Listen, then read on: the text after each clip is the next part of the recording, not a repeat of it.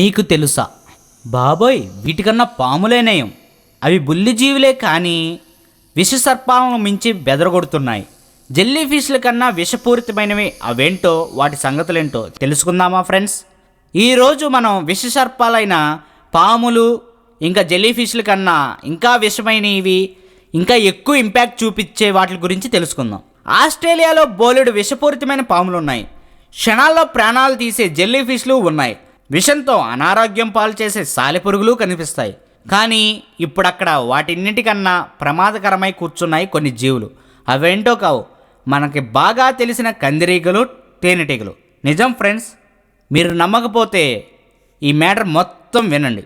ఈ సంగతి కొత్తగా బయటపడింది. ఆస్ట్రేలియాలోని మెల్బోర్న్ విశ్వవిద్యాలయానికి చెందిన కొంతమంది శాస్త్రవేత్తల పరిశోధనలో తెలిసింది. 13 ఏళ్ల పాటు ఆసుపత్రిలో చేరిన రోగుల వివరాలు, మృతుల సంఖ్య, కారణాలను శాస్త్రవేత్తలు పరిశీలించారు. ఆ సమాచారం ప్రకారం గడిచిన 13 సంవత్సరాల్లో కేవలం కందిరీగల, తేనెటీగల దాడి వల్లే 42,000 మంది ఆస్ట్రేలియా ఆసుపత్రుల్లో చేరారట. ఆసుపత్రుల్లో చేరిన వారిలో అత్యధికంగా 33% మంది ఇవి కుట్టడం వల్లే అనారోగ్యం పాలయ్యారట.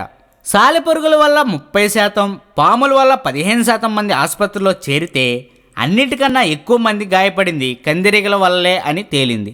ఇవన్నీ బయటపడ్డాక కందిరీగల్ని, తేనెటీగల్ని చిన్న జీవులే కదా అని తేలిగ్గా తీసిపారేయకుండా జాగ్రత్తలు తీసుకునే పనిలో పడ్డారు ఆస్ట్రేలియా ప్రజలు. ప్రపంచవ్యాప్తంగా మొత్తం 20,000 జాతుల తేనెటీగలు ఉన్నాయి. దాదాపు 1,00,000 జాతుల కందిరీగలు ఉన్నాయి. కందిరీగల విషయంలో ఫెర్మోన్ అనే పదార్థం ఉంటుంది. ఇది ఇతర కందిరీగల్ని కూడా ఉత్తేజపరుస్తూ శత్రువులపై దాడి చేయడానికి ప్రేరేపిస్తుంది. కందిరీగలు కుడితి 24 గంటల లోపు చికిత్స పొందవచ్చు. అయితే కొన్ని సందర్భాల్లో మాత్రం వీటి విష ప్రభావంతో షాక్కు గురై మరణించే ప్రమాదమూ ఉంది. సో చూశారు కదా ఫ్రెండ్స్, పాములే కాదు కందిరీగలు, తేనెటీగలు కూడా చాలా ప్రమాదం.